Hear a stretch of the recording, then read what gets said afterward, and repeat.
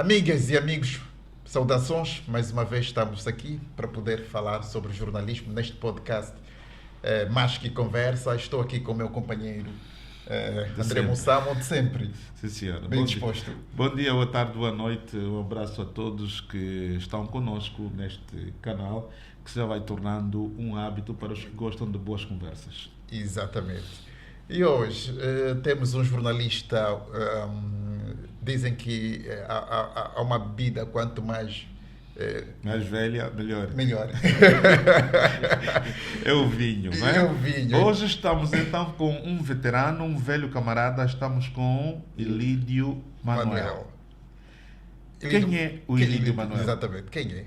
Eu sou um jornalista que já levo mais de 40 e tal anos de profissão, iniciado na Angop e depois passei, portanto, para outros jornais, sobretudo, sou um dos pioneiros, não posso me gabar que sou um dos pioneiros na luta da liberdade de imprensa neste país, quando começamos, portanto, no Folha 8, nos anos 95, 96, em que praticamente estávamos a dar os primeiros passos nesse sentido, não é? Era uma equipa bastante robusta, com grandes nomes de jornalismo, Reginaldo Silva, Gustavo Costa, de feliz memória o Silva Júnior, tivemos com Kajibangala,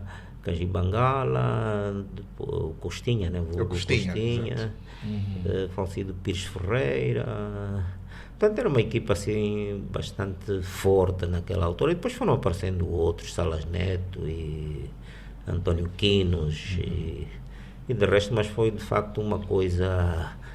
Aquilo surgiu depois da morte, do assassinato brutal do Ricardo Melo, e então Folha 8 preenchia um vazio, portanto, que era muito procurado. Portanto, aquilo fez praticamente uma ruptura daquilo que nós tínhamos de um jornalismo, que era um jornalismo, portanto, monolítico, em que as pessoas se limitavam, portanto, a ler aquilo que o Jornal de Angola ia escrevendo, mas não tinham, portanto, uma imprensa alternativa.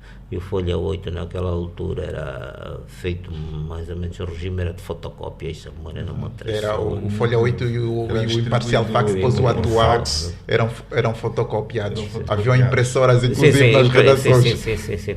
E depois aquilo era engraçado, em que mesmo os governantes liam aquilo, mas às escondidas. Muitos até dizíamos que se fechavam nas casas de banho, porque não gostariam de ser vistos, portanto, a ser lerem coisas que podia para eles representar algo de revolucionário, algo de subversivo, e que isso poderia lhes colocar mal.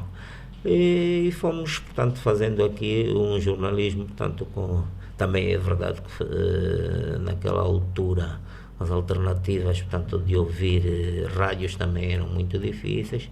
Acredito que a única que fazia a diferença era a BBC e a Rádio France Internacional, em que de resto por aí não havia praticamente rádios privadas. Tinha a LAC, portanto, que era mais ou menos, eu até usava, era um clone ligeiramente modificado da Rádio Nacional de Angola, mas de resto era aquele jornalismo que estava numa fase bastante incipiente, não é? E poucos ousavam desafiar o poder. Mas, Elídio, é nesta altura que todos que vão fazer esta nova forma de estar no jornalismo vêm de órgãos que tinham sido fundados e trabalhado em regime de partido único. Sim. Aliás, estava aqui a cometer uma grande injustiça, não é? Fazer aqui uma homenagem ao William Toné, que teve essa coragem, que era praticamente o dono do jornal, e ele conseguiu, vinha da televisão, da TPA, e conseguiu, portanto, congregar um número de jornalistas que naquela altura já éramos ousados, não é? Havia mesmo também a medo, andávamos a medo, não é? Porque as pessoas não estavam habituadas, não é? E então muitos até de nós escrevíamos com pseudónimos, de forma, portanto, a não sermos assim facilmente identificados. Mas já fazíamos assim um jornalismo que era uma coisa diferente, não é? Já era uma coisa diferente e procurada, em que as pessoas naquela altura já sentiam que havia algo de novo que estava a surgir na imprensa, não é? Para aqueles que estavam habituados àquele regime todo monolítico de uma só voz, e aliás foi nessa altura em que se faziam os congressos do MPLA, em que todos tinham que ter, dizia-se Congresso do MPLA, uma só ideia para todos os angolanos, né? Quer dizer, como se os angolanos fossem todos eles obrigados a pensarem da mesma maneira. Hoje dá sim algum saudosismo e quando fala sobre este jornalismo neste período, comparativamente àquilo que se faz hoje, o que a tua geração começou? Eu acho que perdeu-se muita qualidade. Em boa verdade, eu sou contra a proliferação de jornais. Houve uma altura que já tivemos muitos jornais.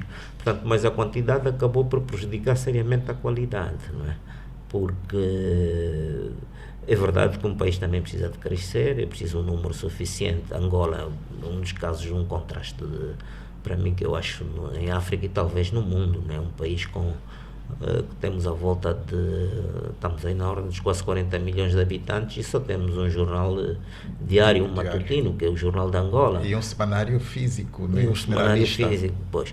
E temos países como, por exemplo, a Namíbia, que tem à volta aí dos 4 milhões de habitantes. Só Vinduque tem 5 jornais diários, né? Isto, portanto, revela que há uma grande pobreza em termos de jornais físicos entre nós, porque, em boa verdade, o Estado não assumiu o seu papel e ajudou a matar o pouco que se tinha, portanto, em termos, ou as conquistas que tivemos em termos de jornalismo. Portanto, e uma democracia só vale com uma imprensa livre e plural. Portanto, não se pode haver democracia onde não existe uma imprensa livre e plural, tem que haver mais vozes. Exato. Né? Aliás, os jornalistas aprendem, e um pouco pelo mundo, quando se vai para um país, a primeira coisa que se faz é comprar jornal desse país para perceber o país que se faz. Sim. E olhando para Angola, chega-se aqui, encontra-se um jornal, não se consegue ter ideia do país real. O que é que se publicou, o que é que é. Também agora perdemos, é boa verdade também, a imprensa, o jornalismo, os jornais físicos, portanto, perderam também algum terreno, portanto, a favor do digital. Isso que nós já temos poucos hábitos de leitura, pior ainda, não é? Hoje temos praticamente, está tudo à solta, não é? Como cada um praticamente nas redes sociais já se considera um jornalista. Cada um tem o seu canal, é um emissor, portanto.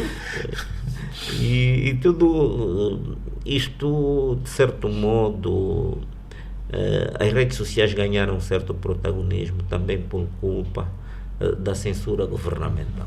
De certo modo, a imprensa pública, não é? Já que o Estado detém o monopólio da imprensa pública, foi desacreditada.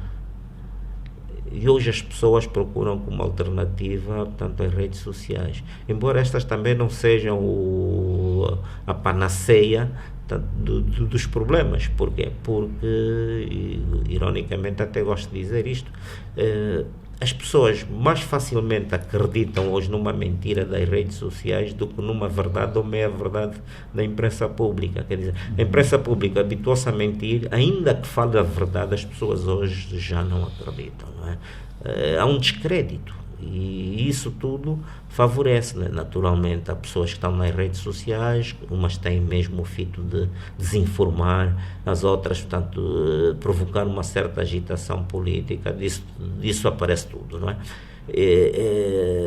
E não temos, portanto, aqueles que até assumem uma postura, portanto, de enriquecer a democracia, de enriquecer o debate,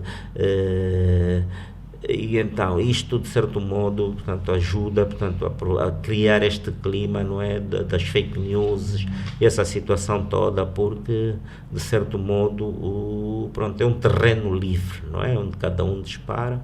Em boa verdade, eu tenho muito mais receio sobre todos aqueles que estão nas redes sociais e atuam sobre anonimato, não é, porque não dão o rosto.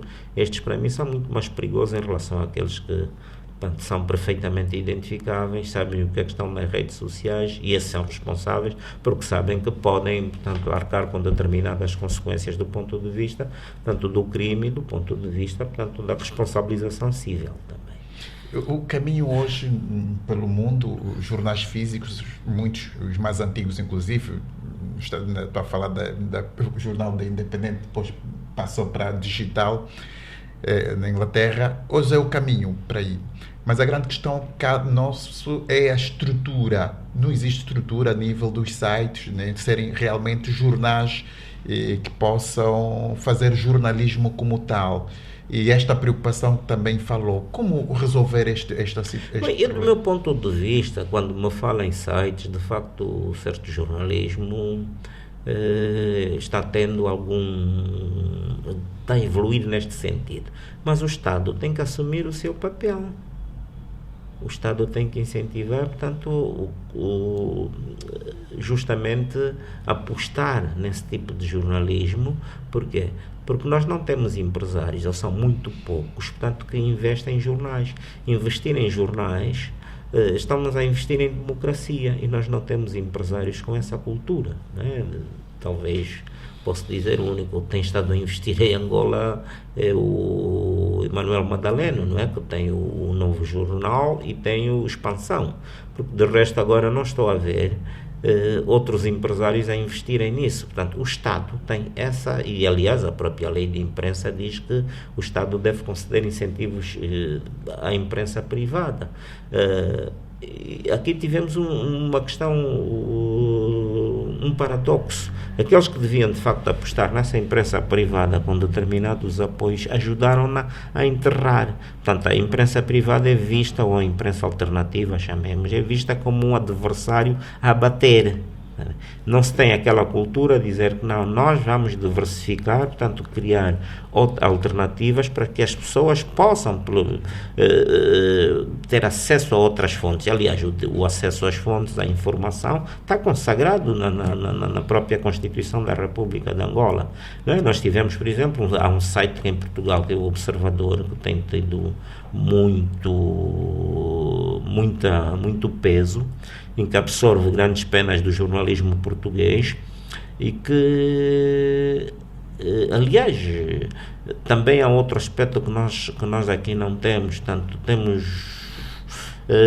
a publicidade. Portanto, a publicidade, de certo modo, também ajudaria, portanto, a alimentar estes sites. E aí volto outra vez à tal questão dos tais empresários que de algum modo podiam também apostar nisso.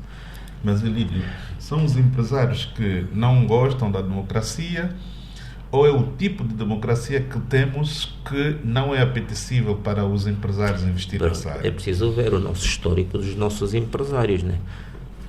Salvo raras e honrosas exceções, não, eles todos chegaram ao empresariado por via do partido no poder, né?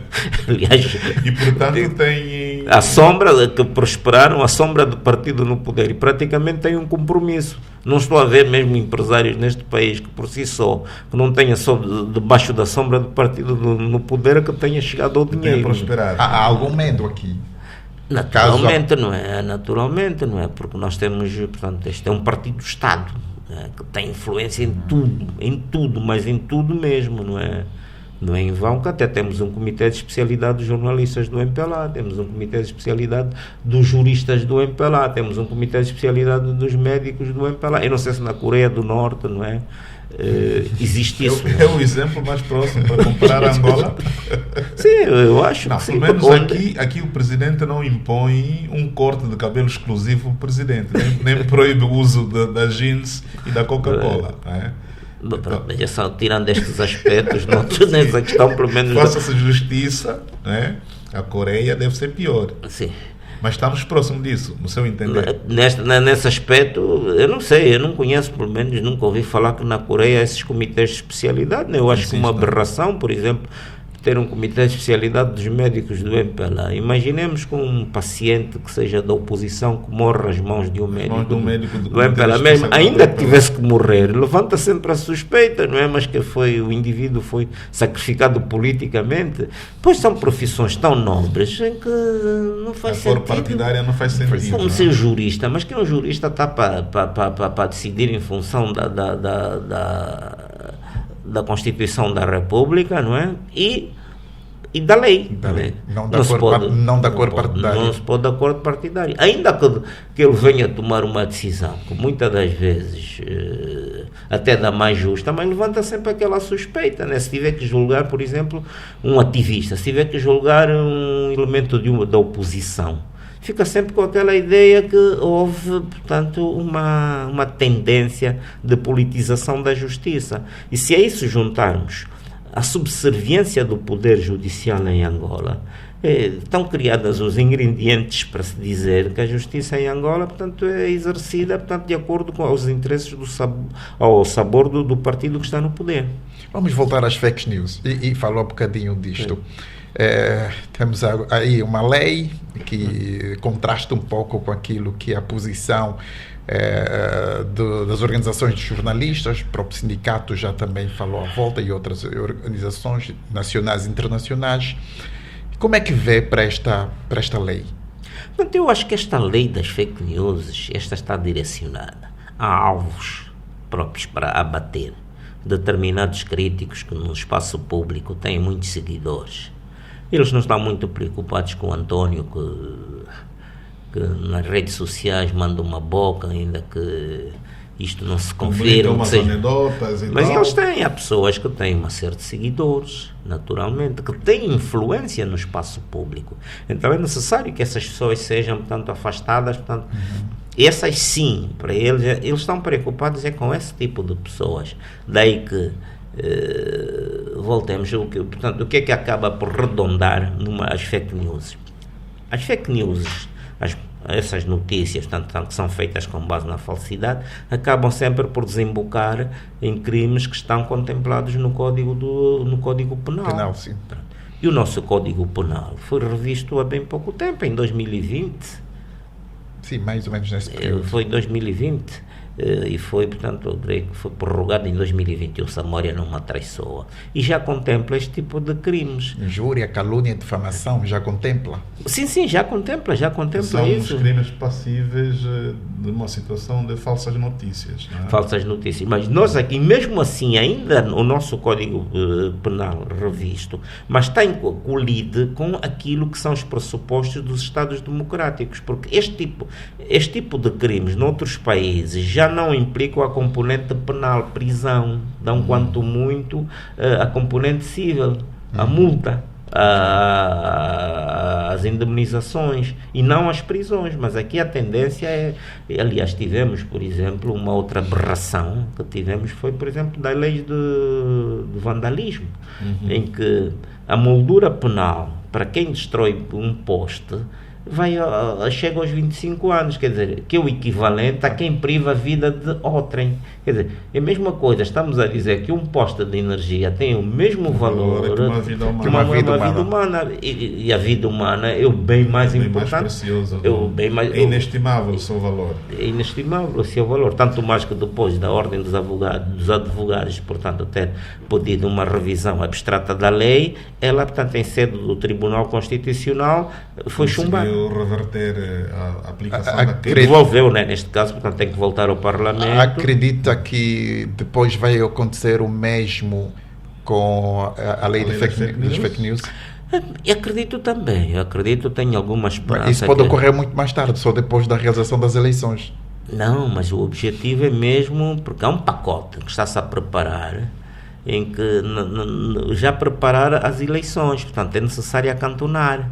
Portanto, isto não é de hoje, já vem do tempo do Zé Eduardo, né, em que, em vésperas das eleições, é sempre necessário acantonar a imprensa. Nós já vivemos um período, ainda me estou recordado, no Folha 8, em que isso era-nos contado pelos próprios indivíduos afetos, portanto, a antiga DINIC, em que eles procuravam, em véspera das eleições, quem tem processos contra jornalistas.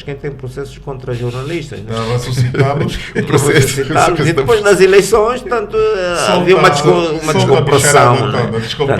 E nós vamos ver que não é inocente este tipo de leis que está sendo aprovada, não é? Por exemplo, temos das fake news. A lei das associações. É o regulamento das organizações não governamentais. Das organizações não governamentais de atuar. E isto o que é? Numa perspectiva em que há aí uma conivência entre a bancada parlamentar do partido maioritário e o próprio executivo. Por quê? Porque o executivo tem a prerrogativa de suspender as atividades de uma ONG, quando deveria ser da competência dos tribunais. Agora, imaginemos, nós, e com base nisso, já se abateram, portanto,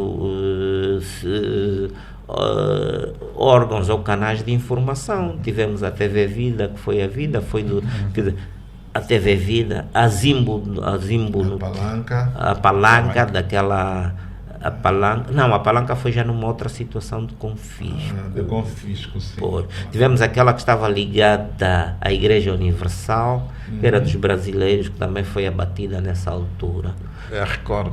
A Record TV, pois é a TV. Tinha um jornalismo um pouco mais enérgico, a maneira brasileira e tal. Pois também ainda tiveste uma coisa, eles toleraram a Zimbo do Kuduro, a ZAP do Kuduro, a ZAP do Kuduro, a componente informativa. A informativa, naturalmente, isto não é feito de uma forma inocente, não é com algum assinte, não é mesmo de uma forma assintosa.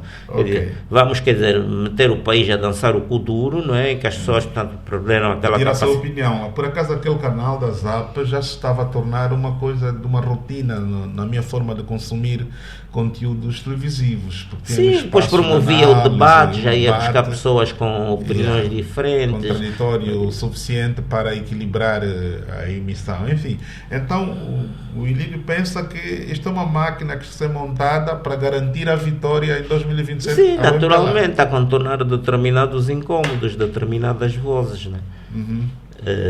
A tendência é mesmo esta. Não é feito porque... Vamos lá ver, esta questão das organizações não governamentais, já houve uma tentativa mal sucedida em 2015. Ainda o mandato de Eduardo Santos. De Eduardo Santos, por via de um decreto, portanto, aquilo era uma inconstitucionalidade orgânica, uma vez que era da competência da Assembleia Nacional e não podia ser, portanto, de um órgão da Presidência da República. Mas desta vez retomou-se a técnica. Desta vez é um regulamento que também é competência do Executivo e não uma lei propriamente dita para regular a atividade das organizações não governamentais. Sim. Agora vamos ver, elas agora já foi a aprovação. Já foi aprovada, não, mas agora falta a prorrogação do Presidente da República. Sim, acredita que o Presidente pode chumbar esta lei? Eu não acredito que vai, porque a iniciativa é dele. É dele? Grande parte do Executivo, e o Executivo é o titular do Presidente da República. É o titular do Poder Executivo. Eu não acredito que ele esteja muito inclinado, uma vez que ele é que tomou a iniciativa. E acreditam, Ilídio, que desta vez vamos voltar a ter um tribunal corajoso para fazer o que se fez a Eduardo Santos, que é reprovar esta lei? Eu não sei, depende, por exemplo, das instituições que têm competência para fazê-lo. Temos a Procuradoria-Geral da República, portanto, que pode contestar a lei. Temos a Ordem dos Advogados, pelo que julgo saber, a Ordem dos Advogados irá caminhar nesse sentido. Temos a Provedoria de Justiça, que curiosamente nunca contestou nenhuma lei, né? Mas é um órgão que aí está. A Provedoria de Justiça tem essa competência, e depois temos a bancada parlamentar, que acredito que é 1/3 dos deputados de uma bancada parlamentar, portanto tem essa competência, portanto, para pedir uma revisão abstrata, tanto das leis. Mas eu pergunto, em relação à criação de jornais com alguma responsabilidade, do tipo que já se fazia anteriormente, hoje já não é possível que se faça? Já não é possível que os jornalistas se juntem e façam um jornal com... As pessoas estão descapitalizadas, e no momento em que os jornais estavam a afundar, ainda estou recordado, o antigo secretário-geral do sindicato havia lançado um apelo nesse sentido. E pura e simplesmente ninguém veio em socorro da imprensa. Eu estou recordado também que há coisa de uns anos, há 3 ou 4 anos, Portugal viveu uma situação também difícil. Os jornais estiveram numa situação complicada, em que o Marcelo Rebelo de Sousa veio a terreiro e disse que não podiam deixar de morrer os jornais, porque isso significava, portanto, a morte da democracia. E o Estado promoveu incentivos, apoios financeiros para manter vivos os jornais. Mas naquela época, Ricardo Melo, William Toné começaram sem grandes apoios. E hoje, por que é que não se consegue fazer?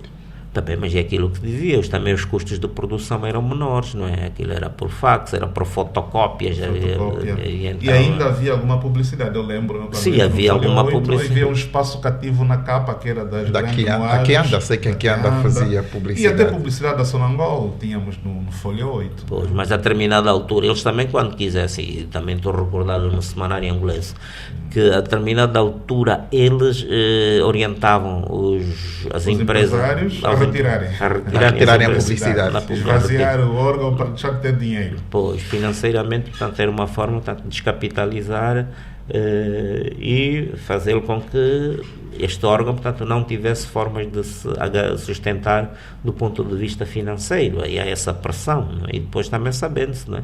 Que são empresas em que o partido de Estado tem o controlo, não é? Tem o controlo da máquina toda e eles não têm muito que poder fazer oposição. Não se tem um caminho? Para quê? Para que os jornais retornem exatamente e voltem às bancas. Eu não sei, não estou a ver, não estou a ser pessimista, mas não estou a ver, sinceramente. Eu não sei se o Estado está muito também inclinado a isso, não é? Dos empresários é aquilo que já se disse, os próprios jornalistas também estão descapitalizados e pronto, e hoje também é um bocadito, é muito arriscado colocar um jornal físico cá fora, não é? Temos que ter uma boa retaguarda do ponto de vista financeiro. Aliás, vamos também partir de um pressuposto. Os jornais não dão lucro. Não. Devem viver da publicidade. Não só da publicidade. Os jornais devem estar ligados, portanto, são umas holdings, umas tradings que têm que estar ligados a uma holding. Portanto, temos o caso, por exemplo, do Público e temos o caso do Expresso, que são os jornais de maior referência a nível de Portugal, que não dão lucro. Mas quem é o Belmiro de Azevedo, portanto, que é praticamente de feliz memória, agora o Pinto Balsemão, eles tinham as outras empresas que davam lucros e que cobriam os prejuízos desses projetos editoriais, tá bem? Mas eram os tais empresários que investiam em democracia, tá bem? É aquilo que nós não temos. Portanto, e mesmo também temos aqui o caso do Novo Jornal. O Expansão também não dão lucros, né? Mas tem um empresário que por detrás, portanto, tem outros projetos, né? Tem outras empresas que de certo modo dá para cobrir esse déficit. É por isso que eu estou a dizer que é extremamente difícil que sejam só jornalistas, por si só, por maior vontade que tenham, consigam juntar as suas vontades e dizer que vamos criar um jornal. Porque se houvesse vontade naquela altura em que os jornais estavam a sucumbir, não houve quem estendesse a mão, por exemplo, na questão da isenção da tributação. Do papel, de um parque gráfico que pudesse facilitar a produção dos jornais. Eu acho então que isto provocou uma espécie de êxodo de jornalistas para outros ofícios, para outras ocupações, porque a tua geração eclipsou-se completamente do jornalismo. Entregamos o jornalismo... com todo o respeito que tem pelos mais novos, mas o jornalismo é daquelas profissões que, como disse o Cambala há pouco, como o vinho, quando mais velho melhor, entregamos o jornalismo aos nossos mais novos, aspirantes, entusiastas jovens que vêm das universidades ou se espelham num veterano e querem ser jornalista. São estes que agora povoam as nossas redações, estão presentes nas conferências de imprensa, na cobertura dos eventos. O que é que aconteceu? Fugiram? Vocês fugiram? Abandonaram a carruagem? Não, também pelo peso da idade, mas também muitos de nós que não estamos assim nos jornais, estamos nas redes sociais, não é? E pronto, eu, por exemplo, sou um indivíduo que estou nas redes sociais com muita frequência, porque também, para além de gostar de escrever, gosto de ocupar a mente, não é? E naturalmente, para mim, ocupar a mente, eu gosto de estar a pensar, gosto de estar a fazer coisas e pronto, e mesmo apesar da idade que eu tenho, eu ainda faço jornalismo de investigação. Mas porquê? Porque tenho uma instituição que está por detrás, que me financia. Eu vou a Angola Profunda, eu normalmente, todos os anos, eu vou a determinadas províncias e estou numa área que tem a ver com os inertes, questão de exploração de diamantes, que tem a ver com a questão de mármores, granitos e E vou a essas províncias todas e vou fazendo aquilo, Douro, por exemplo, vou mesmo lá para Boala e faço trabalhos e não sei o quê. Pronto, mas isto também porque tenho uma retaguarda que promove, que me vai financiando essas questões, não é? Porque, de resto, por si só, tirando do próprio bolso, é um bocadinho complicado, não é? E vamos lá ver, infelizmente... Outros jornalistas também, não sei se afastaram, né? Mas o mercado, por exemplo, o mercado está mesmo difícil. Ainda agora acabamos por perder um dos nichos que, portanto, que sustentava muitos jornalistas, que era a Voz da América, não é? A Voz da América, portanto, empregava muitos correspondentes cá em Angola, que acabaram por Trump veio, chegou e acabou. Com o serviço da Voz da América. Mas essa coisa de estar a fazer apenas nas redes sociais, aqui depois corre uma situação e a transmissão já não consegue transmitir os mais, impacto, os mais novos, né? O alcance do conteúdo que publica. E também transmissão, também, pronto, mas nas redes sociais também faço duas coisas, né? A opinião, por exemplo, os meus artigos são publicados, as reportagens são publicadas no Novo Jornal, não é? Depois de publicadas no Novo Jornal, eu passo para as redes sociais, né? Mas nas redes sociais o que é que eu faço mais? Também opinião. Não, eu estou a falar na questão mesmo de treinar transmissão aos mais jovens. Testemunho. Os mais jovens. Peca-se depois. Então vemos aquele, não sei se ponho entre aspas, aquele jornalismo que se faz em alguns sites que de qualidade muitos deles não têm. Tá bem, mas isso também é um problema também, mas isso não é só por aí. Também temos a ver a formação dos próprios quadros. Nós praticamente é daí onde eu pergunto.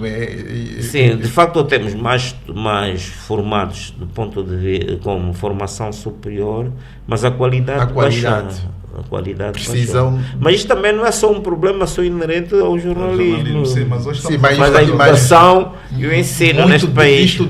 Devia-se aprender se calhar na redação. A redação tinha esta componente. Mas a base, o nosso problema, o maior investimento que se devia fazer seria no ensino de base em Angola. Os melhores professores, para mim, deveriam estar no ensino de base. Hoje, infelizmente, não. Temos a péssima qualidade de professores no ensino. E depois, todo o indivíduo que faz uma licenciatura devia dar aulas aqui em baixo, mas ele prefere aquele título de professor universitário. Pois, quando deveria ser uma lei que deveria obrigar, e aliás o Estado também teria um grande papel neste sentido, seria o quê? Pagar melhor, portanto, em função, independentemente, se estiver a dar aulas no ensino de base, o salário seria igual a quem estivesse a dar também aulas no ensino superior. Isto faria com que muitos professores, portanto, estivessem cá em baixo, porque nós já temos uma ruptura mesmo, uma ruptura de sorte em que as pessoas hoje chegam para o ensino superior com uma série de debilidades, mas debilidades que vêm do ensino de base. E há aquela tendência, e depois nós também vivemos num país em que se trabalhou muito em termos de estatísticas, em termos de eleitoralismos, passarmos a ideia de que formamos muitos quadros em pouco tempo, aquilo que o colono não conseguiu formar, nós conseguimos formar, mas quadros com debilidades. Mas sente satisfeito com a forma do jornalismo que é feito hoje? E naturalmente eu não iria me sentir satisfeito com o tipo de jornalismo que se faz agora, não é? Há muitas debilidades e depois também há pouca modéstia da parte da nossa juventude. Muitos não querem aprender. Para não dizer que também pode haver uma resistência da parte dos velhos que não querem transmitir os seus conhecimentos, né? Mas há muita vaidade da parte dos jovens. Eles pensam que, tendo já uma formação superior, atingiram, portanto, os píncaros o zénite, né? Chamemos assim. E nesse aspecto deveria-se promover mais a formação, não é? Porque um bom jornalista também leva muitos anos, não é? É preciso uma grande experiência de bancada e um bom nível de cultura geral. Infelizmente agora a cultura geral é muito reduzida, as pessoas leem muito pouco e as pessoas, pronto, enfim, acomodaram-se. E naturalmente não vamos sentir satisfeitos com este tipo de jornalismo, não é? E sobretudo, depois temos ainda um jornalismo radiofónico, então aquilo é muitas vaidades, mas aquilo transpondo para o papel aquilo que eles dizem, aquilo é um horror, são erros atrás de erros, não é? Pronto, mas...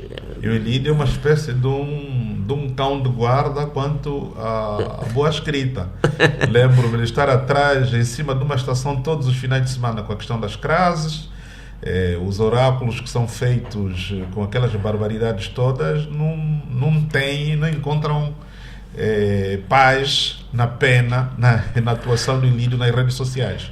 Isto porquê? Porque 50 anos de independência era suposto que nós já teríamos ultrapassado determinados problemas. E, aliás, também temos mais quadros superiores agora nos órgãos de comunicação social do que tivemos no princípio. E aí é que está o grande problema. A qualidade do nosso ensino, não é? Porque há coisas tão básicas que uma crase, não é? Não se vai ensinar na universidade. Exato. A crase aprende-se aqui embaixo, na terceira, quarta classe, quando é que o A tem acento, quando é que o acento é grave, quando é que o acento é agudo. E depois temos aquele problema. As crianças, ao verem a televisão e ao darem conta dos erros, eles pensam que aquilo que a televisão diz está correto. Está correto. Aliás, temos a história do queremos justiça, né? Isso é um vício que vem da televisão. Hoje tornou-se linguajar comum de quase todo o angolano da nossa periferia. Todo mundo, diante de uma situação de alguma barbaridade, o discurso para a Câmara é queremos justiça. Isto foi quase que inculcado pela nossa própria televisão. Pois, e então aí nós vemos... Sem ocorrer uma correção de justiça. Exatamente. Pois, e nós vemos mesmo em documentos, então, aí cada instituições, quando fazem um comunicado, aquilo é um atropelo, vírgulas entre o sujeito e o predicado, entre os complementos, coisas do género. Todas as barbaridades que era suposto, não é?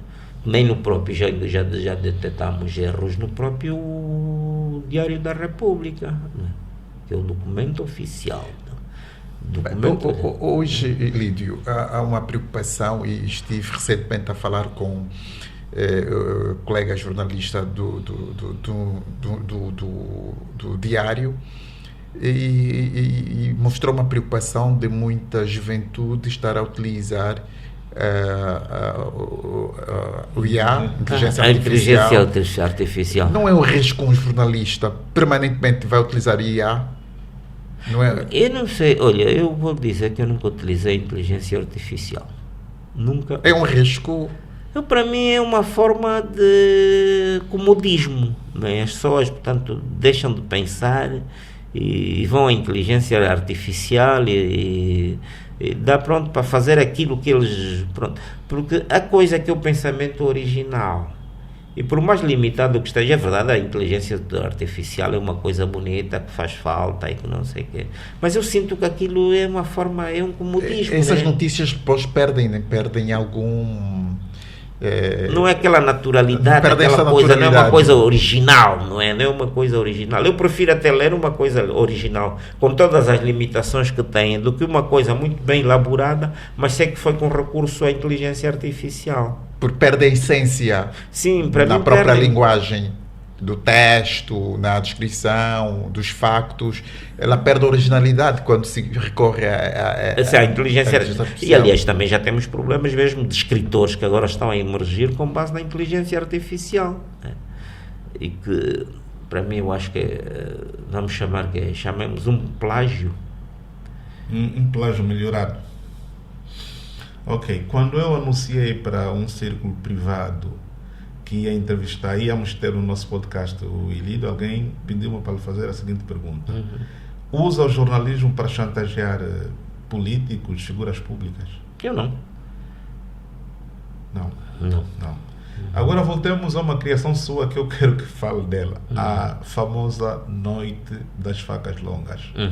É a sua criação. A minha criação. E qual que é o objetivo?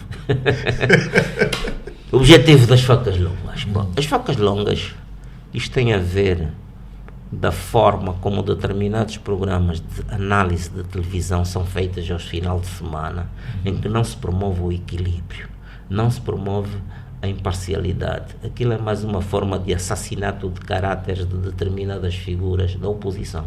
Determinadas figuras que pensam pela própria cabeça sindicalistas e do género. Portanto, é isto. Portanto, é uma forma, não há equilíbrio. Era suposto que programas do género que fazem análise de factos que têm a ver decorrentes factos políticos, houvesse equilíbrio. Portanto, mas tudo aponta que são pessoas que estejam orientadas no sentido, portanto, de bater no ceguinho, e este ceguinho normalmente nunca tem como se defender. Orientadas por quem? Naturalmente, nós sabemos que neste país quem domina a comunicação social, não é? A comunicação social, tudo aponta que há ordens superiores. Tem medo de mencionar quem é o dono desta ordem superior? Não, as ordens superiores, tudo quando se diz ordens superiores é algo que vem lá de cima, não é? E nós sabemos quem é. De cima do céu. Não, são as físicas, não é? Quem controla, quem escolhe a dedo os comentadores, quem escolhe a dedo os analistas. Aliás, nem é preciso ir longe. O próprio Gracima, não é? Que era uma instituição que, ao tempo do Manuel Rabelais, foi o diretor daquilo. Ele, quando em julgamento, ele disse: o Gracima financiava determinadas figuras, inclusive lobistas a nível internacional, para reciclarem a imagem do executivo. Gracima, que a versão melhorada agora é Cipra. Acredito que sim, portanto, eu acredito que essas instituições nunca desaparecem, né? Elas nunca desaparecem. Né? Está assessorado agora com um gabinete de ação psicológica. Naturalmente, isso implica necessariamente que haja pessoas que trabalham para eles e que apareçam no espaço público, não é? Só ver no espaço público, não é? Como é que são direcionados, como é que são escolhidos os comentadores, aqueles que fazem o comentário, que fazem a opinião. Naturalmente, não permitem que determinados críticos tenham acesso ou que possam fazer esse equilíbrio, portanto, em termos de debate. Nunca foi contactado por ninguém para falar mal de um político ou de uma outra pessoa? Não, tudo vem da minha lavra. Eu sou pessoa da minha lavra, eu sou daquele tipo de indivíduos que me apetecer, e veio aí talvez eu faça diferenças com as tais ditas milícias digitais. Eu tenho rosto, eu tenho nome, eu escrevo, além disso eu sou analista, sou às rádios, sou contactado pelas rádios, agora que deixou de dizer a Voz da América, que agora já não existe, né? A Voz da Alemanha, tenho essas rádios aqui, onde sou chamado, a Rádio Essencial, a MFM, a Rádio Essencial. E depois tenho uma coisa, eu quando escrevo, eu apareço, dou o rosto, eu estou lá para debater, porque as minhas opiniões valem o que valem, não é? Naturalmente elas podem ser contrariadas. Há uma tendência de determinadas pessoas que pensam que estão no espaço público, que emitem as suas opiniões e pensam que não são contrariadas. Eu tenho um princípio, eu sou daquele de indivíduos, eu ataco as mensagens, nunca ataco o mensageiro. E aliás, se tivesse que atacar o mensageiro, acredito que já teria aí um certo processo judicial em cima de mim. Não, eu ataco as mensagens. Não sou pelos golpes baixos, e está lá a minha cara, está lá a minha, escrevo artigos que de certo modo não agradam ao Presidente da República, mas no jornal está lá o meu nome, está lá a minha fotografia.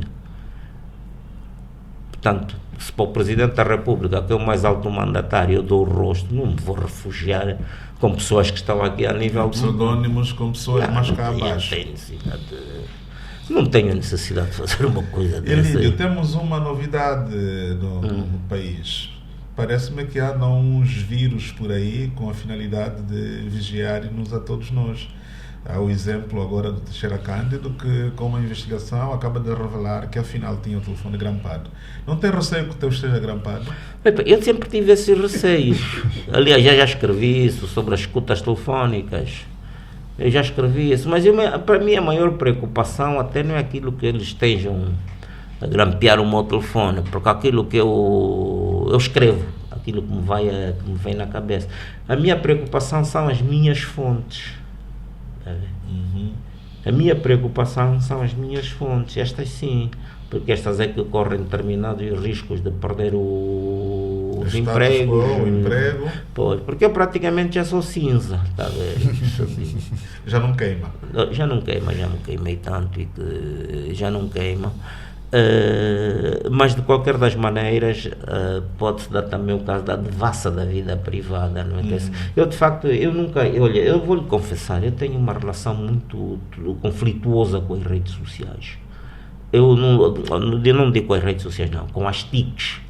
Okay. Eu não tenho domínio mesmo dessas coisas. Eu muitas das vezes tenho que pedir ao meu filho ou coisa assim parecida, que é para me dar um jeitinho, mas para são coisas básicas que eu domino.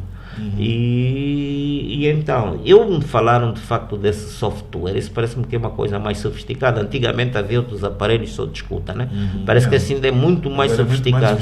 Pois, mas quem me falou nisso até foi o Chivikut, que está de uma organização não governamental, portanto ele viveu muitos anos nos Estados Unidos e conhece essas coisas de tecnologias e não sei o que. Ele é que me falou que há um software muito sofisticado e não sei o que. Basta clicar num link, baixam o aplicativo, depois... Eu não sei, é provável, eu também não conheço essas coisas. Eu só sei uma coisa sem escrever. Ele não achou novidade nenhuma nesse capítulo de haver algum rastreio nos telefones, não é novidade. Si, não é novidade isto acontecer. Eu não sei se também fizeram um rastreio do nosso telefone, do telefone do A, do B, do C. Mas isso não é novidade. Não, para mim não é novidade. Mas agora, ao nível tão sofisticado como está, eu até pensaram, dizem que aquilo são programas que custam muito dinheiro, não sei se o governo tinha dinheiro para comprar aquilo, eram israelitas ou coisas do gênero. Bem, essas coisitas, mas até pode ser que tenha, porque eu também não, de tecnologias disso eu somente... Também nunca teve receios de ser grampeado, ouvir as tuas conversas, nunca teve receios disso. Nós temos sempre um lado de privacidade, não é? Então e as minhas fontes ficam como? E a nossa vida privada ficam como? Se elas estão aqui, estamos a ser espiados, estamos a ser e não sei o quê, não é? Para terminar, Elídio, eleições de 2027. Angola pode contar consigo, seguramente. Tem receios de que elas não corram conforme a expectativa do eleitor? Ou acha que em 2027 pode ocorrer a ruptura com este tipo de eleições que temos, em que um ganha sempre e o outro diz sempre que foi batotado, para usar uma linguagem mais terra-a-terra? Bom, há vezes que isso até desagrada, de certo modo, eu tenho escrito isso várias vezes na minha página, em que há um certo otimismo da oposição que vai ganhar as eleições em 2027, como houve em 2022, mas num cenário eleitoral como o nosso, em que os jogadores são os árbitros, eu não estou a ver aí a oposição com grandes hipóteses, né? Não estou a ver com grandes hipóteses. Enquanto isto, um jogo que é inquinado à partida, e as pessoas pensam que a fraude só existe no dia das eleições. Não, elas começam muito antes. E são preparadas, mesmo o desempenho inclinado da comunicação social a favor de um dos concorrentes que já começou essa campanha toda. Temos depois a questão, por exemplo, do acesso ao tal ficheiro de registro, em que a oposição não tem acesso. Expurgar os mortos das listas eleitorais. Depois, há uma tendência, agora ainda esta semana, eu falei, mas não vai sair, mas eu escrevi um artigo que vai sair para a semana no Novo Jornal, que tem a ver com a observação eleitoral. Há uma tendência de se reduzir cada vez mais os observadores. Para não dizer outra questão, que é o credenciamento tardio dos observadores. Para não dizer que nem todos os partidos conseguem ter observadores à mesa. Depois essa nova legislação de não divulgação dos resultados nos municípios, do votou, sentou.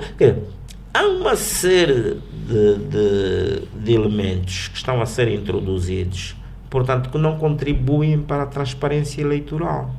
E, portanto, a partir de 2027 está garantida a vitória do que ganha sempre e garantido o protesto do protestante. E Angola também é aquilo que eu digo, talvez é um dos únicos casos no mundo em quem governa mal ganha sempre por maiorias qualificadas, né? Não sei, não conheço um outro país no mundo. E acredita que haverá essa maioria qualificada desta vez? Pelo menos o salto da Gazela falhou em 2022. É provável que agora, não é? E com uma oposição que nós temos a degladiar-se de um lado para o outro, não há dúvidas de que as coisas, portanto, venham a a dar vantagem, portanto, àquele que naturalmente está a colher dividendos justamente dessas desavenças entre os principais partidos da oposição. Portanto, é um cenário, infelizmente isto não contribui para Angola, não é? Eu, por mim, eu ficaria muito satisfeito se a oposição conseguisse, no mínimo, reduzir essa maioria absoluta. Portanto, isto, se bem que também há outros riscos, né? A falta de sentido de Estado podem tornar também inviável a governação. Exatamente. Esse é um outro risco que se corre. Mas a única coisa que poderíamos fazermos era as autarquias, que de certo modo, mas quer dizer, as autarquias no modelo cabo-verdiano, não vamos buscar um modelo moçambicano que de certo modo, em vez de ajudarem, ainda complicam mais as situações. Portanto, isto é tudo um cenário que nós estamos a viver. Acredito que este país ainda daqui tem que desaparecer 2 ou 3 gerações e então nós embarcarmos verdadeiramente naquilo que é democracia. Pelo menos 2 ou 3 gerações, porque de resto esta geração ainda continua muito agarrada ao poder e a principal preocupação até não é a boa governação, mas a manutenção do poder. E a manutenção do poder é feita a qualquer preço. E também lamento muito, vejo aí nas redes sociais, sobretudo, certos jovens que o objetivo deles é mesmo só agarrar um lugar de deputado, é tudo... Ter o Lexus e... Infelizmente é isso. E quando contrariados, pronto, nós temos aquela tendência de acusar... O mais próximo quem é? Quem tiver um pensamento diferente é porque está ligado a quem criticar é uma atividade difícil. Sim, criticar, não é? E depois, quer dizer... Quem critica é do outro lado da moeda. É do outro lado, não é? E agora faz ainda mais grave, né? Quer dizer, é do outro lado e está a receber do outro lado. Está a receber dinheiro. Está a receber dinheiro, né? Está a ser financiado. Agora, depois quando se lhes pedem provas, não, eu presumia que fosse e não sei o quê, né? Porque isto quando se diz que está sendo financiado é necessário, tem que ser uma prova material, não é? Porque não basta só de boca, não é? Porque há um princípio que eu sempre digo no direito: o mais importante não é ter razão, mas é conseguir provar, não é? E muitas das vezes não é fácil, não é? Felizmente aqui financiamos nós o nosso podcast Mais Que Conversa. Exato. Porque isso nos corre no sangue, é o que gostamos de fazer e cá estamos a fazer isso e a dar o nosso contributo neste espaço onde é possível. A ambição para fazer mais do que isso não falta, mas as limitações nos impõem e nos reduzem a este espaço. Penso que foi uma conversa agradável.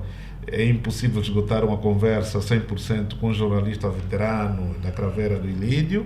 E vamos querer tê-lo de volta para outras versões, outras conversas assim abertas deste tipo. E sinta-se livre de nos sugerir ideias ou pessoas a entrevistar, a trazer aqui para o nosso canal. Muito obrigado pela sua disponibilidade, Ilídio. As últimas palavras. Obrigado também, pessoal. Justamente não perdermos a vontade. O jornalismo é uma profissão nobre, de facto também tem os seus espinhos, não é? O que é que eu tenho a aconselhar as pessoas? É no sentido, portanto, dos jovens, sobretudo jornalistas, não é? Que apostem seriamente na carreira, não é? Procurem investigar mais, serem mais ousados, não é? Porque nós, infelizmente, há vezes que eu tenho acesso até uma página que é do Sindicato de Jornalistas, não é? Mas há certo, eu nem comento naquilo, não é? Porque há determinadas pessoas que para mim só têm coragem de disparar atrás, portanto, dos teclados, não é? E há outras questões que, por exemplo, só vejo mais aumentos salariais, reivindicações neste sentido, quando as pessoas também deveriam discutir mais liberdade de imprensa, menos censura, porque a comunicação social, enquanto eles estiverem condicionados a essa tendência das redes sociais, as redes sociais estão a fazer o seu papel, nos casos até de forma negativa, não é? E noutros casos de forma positiva, não é? Mas é bom que a imprensa pública, portanto, consiga reconquistar o seu lugar e que seja uma imprensa respeitada. Obrigado. Muito obrigado.